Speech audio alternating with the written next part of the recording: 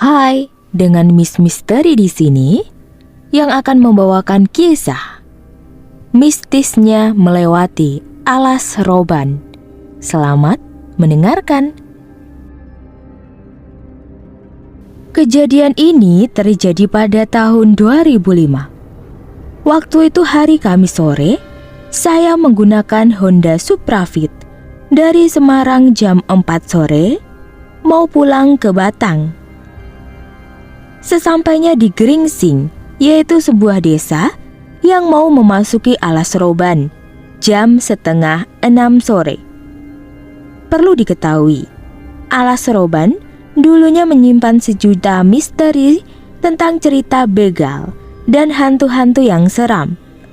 Dan dulu hanya ada satu jalan melewati alas roban yang dinamakan Plelen, sebuah jalan aspal dua arah yang hanya cukup dilalui oleh dua mobil dengan kondisi jalan berkelok-kelok, sangat ekstrim dan naik turun yang sangat curam.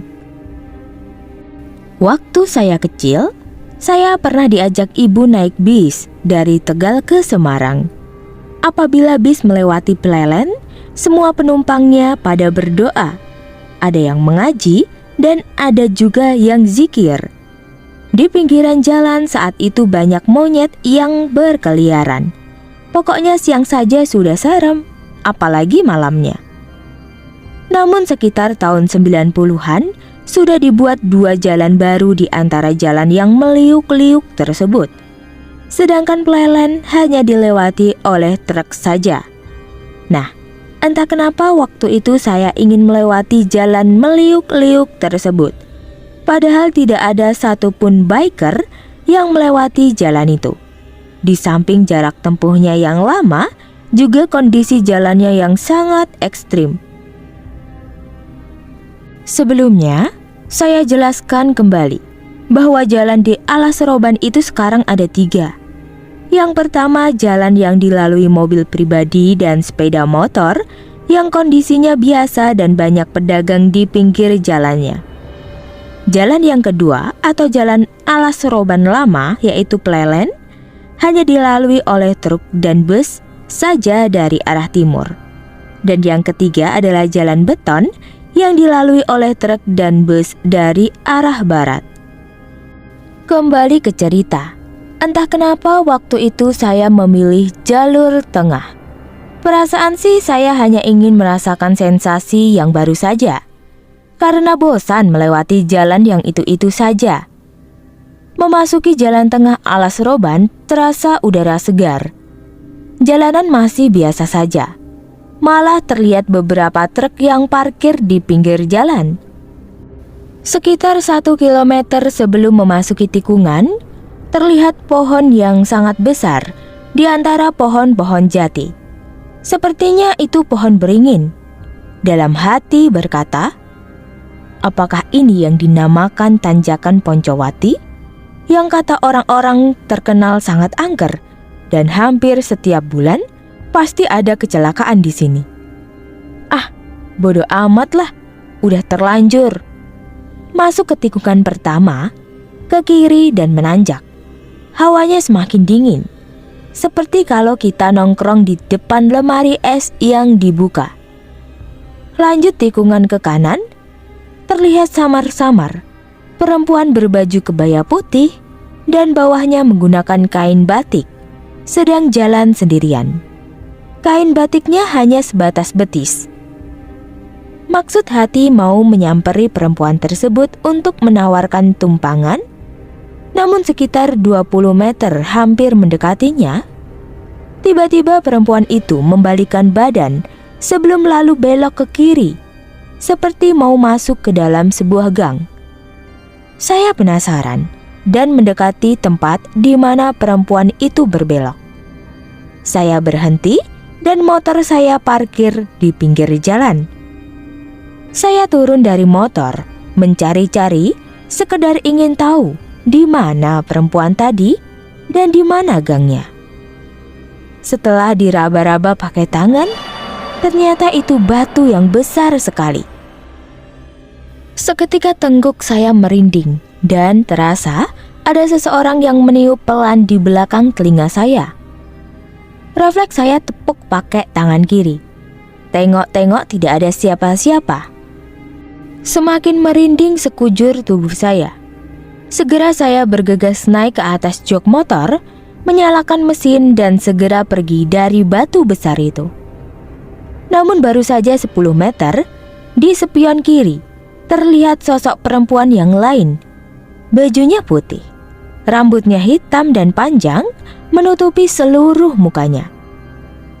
Saya tak sadar dan gak konsentrasi pada jalan di depan saya. Padahal di depan ada tikungan tajam. Tiba-tiba muncul truk gandeng keluar dari tikungan dan langsung refleks mengerem mendadak. Hampir saja saya tertabrak truk. Dak, dik, duk. Jantung saya berdetak keras dan badan terasa lemas sekali. Tengok ke belakang lagi, perempuan yang tadi sudah tidak ada. Saya semakin merinding. Saya mencoba menyalakan mesin, namun tiba-tiba mesin motor saya nggak mau hidup. Di starter nggak bisa, di engkol pun juga nggak bisa. Tambah ngeri. Saya saat itu belum menyadari kalau batu besar dan pohon beringin besar itu katanya sarangnya lelembut dan dedemit penunggu alas seroban. Hari semakin gelap, mungkin sekitar jam 6:30 malam. Saya menuntun motor menyeberangi jalan, bermaksud mencari tempat yang bisa terlihat di antara tikungan, supaya bila ada kendaraan yang lewat, saya bisa meminta bantuan. Saya standarkan motor dan mengecek mesin motor sambil terus tengok-tengok, khawatir kalau punggung saya ada yang nyolek. Perasaan saya campur aduk, cemas, takut, dan ngeri. Sendirian di jalan alas seroban yang sepi dan gelap. Motornya mogok lagi. Pokoknya perasaan saya nggak karuan. Mau jalan kaki balik lagi ke perkampungan, namun harus melewati batu besar tempat perempuan aneh tadi menghilang. Dan kalau jalan kaki ke arah depan, malah jauh tak terhingga. Keringat dingin semakin bercucuran. Saya berdoa sebisa-bisanya sambil duduk di bebatuan, berharap ada motor atau mobil yang lewat. Saya mencoba tetap tenang sambil mengeluarkan sebungkus rokok dari saku celana dan mengambilnya sebatang. Baru saja mau menyalakan rokok dan belum hilang perasaan yang gak karuan tadi, terdengar langkah-langkah kaki yang tidak beraturan seperti menginjak-injak daun-daun kering. Krosak, krosak, krosak. Saya sembunyi di balik motor dan badan semakin merinding. Mata saya memandang sekeliling, mencari tahu sosok apa gerangan yang akan muncul. Suasana semakin tegang, penasaran dan takut berkumpul menjadi satu. Dan ternyata segerombolan monyet muncul dari bawah lembah. Terlihat satu monyet paling besar di depan, sepertinya pemimpinnya. Saya terpana dan terbengong-bengong. Kok sekarang masih ada monyet di alas seroban? Muncul rasa takut yang luar biasa. Wah, kalau dikeroyok monyet gimana nih? Si pemimpin monyet berdiri di pinggir jalan, membelakangi saya dan monyet-monyet yang lainnya. Mungkin jumlahnya banyak banget, sekitar ratusan. Mereka melompat-lompat menyeberang jalan ke arah batu besar tadi. Suaranya mulai bersahutan. Setelah gerombolan monyet habis masuk ke batu besar, si pemimpin monyet sepertinya mau menengok ke arah saya. Mau dikatain penakut juga gak apa-apa. Saya sembunyi dan menutup mata dengan tangan, jongkok di balik jok motor. Mulut terus komat-kamit, membaca-baca doa yang saya bisa. Jantung terus berdetak kencang. Setelah beberapa menit, saya beranikan diri melongok dari balik jok motor sambil melihat ke arah monyet-monyet tadi. Alhamdulillah sudah tidak ada. Dan terlihat cahaya lampu sepeda motor menuju ke arah saya. Senang rasanya ada orang yang melintas. Saya langsung berdiri dan melambaikan tangan ke arah pengendara motor tersebut, berharap dia mendekat dan mau menolong saya. Ternyata benar, si pengendara motor itu menyeberang jalan menuju ke arah saya. Namun dia berhenti 5 meter di depan saya sambil mematikan mesin. Saya hanya bisa melihat cahaya lampunya, namun tidak bisa melihat wajah si pengendara motor itu. Sambil menutup mata dengan tangan karena silau terkena sorot lampu, saya bermaksud meminta pertolongan. Namun si pengendara motor itu mulai bicara duluan dengan bahasa khas Batang. "Kenapa mas motornya? Mogok ya?" Ada sesuatu yang aneh ketika si pengendara motor itu berbicara. Suaranya berat dan serak. Si pengendara tersebut berbicara kembali. "Coba diengkol lagi kickstarternya." Seperti kerbau yang dicolok hidungnya, saya menurut menuju motor dan langsung mengengkol kickstarter. Dan motor saya langsung menyala. Aneh, tadi motor mogok, sekarang kok bisa nyala lagi? Saya lalu menengok ke belakang, bermaksud mau mengucapkan terima kasih kepada pengendara motor tadi. Namun si pengendara motor itu sudah berbalik arah. Terlintas tulisan merek sepeda motor di tangkinya.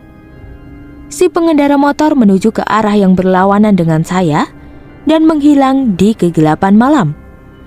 Gak pakai lama lagi, saya langsung jalan, meninggalkan tikungan tersebut walau masih terbesit berbagai pertanyaan tentang dari mana datangnya gerombolan monyet dan siapa si pengendara motor misterius itu.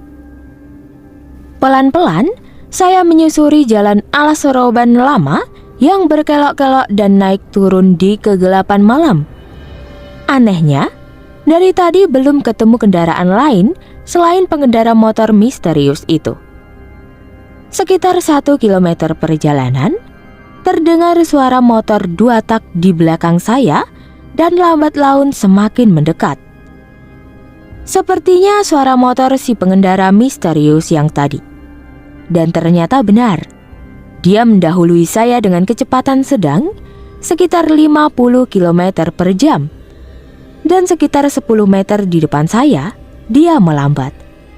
Barulah terlihat siapa pengendara motor misterius itu melalui sorot lampu motor saya. Si pengendara itu memakai sepatu boot zaman dulu, celana dan baju zaman Belanda berwarna krem, dan menggunakan ikat pinggang hitam. Namun saya tersentak kaget. Benar-benar kaget.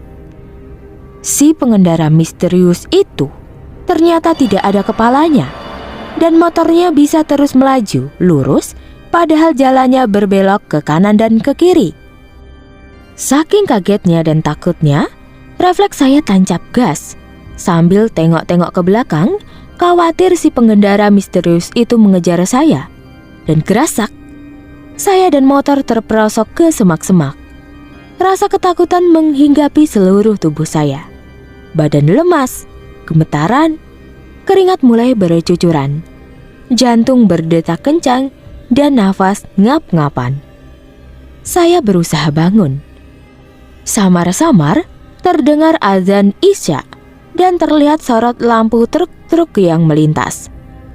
Saya geser-geser motor menuju jalan aspal, lalu lintas mulai ramai. Saya coba lagi starter motor. Alhamdulillah, motor masih menyala. Saya segera meninggalkan semak-semak itu dan berkendara mengikuti truk yang melintas menuju arah barat. Sampai juga saya di jalan Pantura Utama. Saya berhenti sejenak di sebuah warung kelontong dan minum teh botol sambil menata nafas yang masih ngap-ngapan. Terdengar suara seorang dan dia menghampiri saya.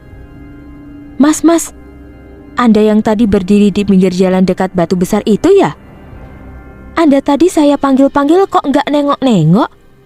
Mau saya ingatkan, batu itu angker bin gawat.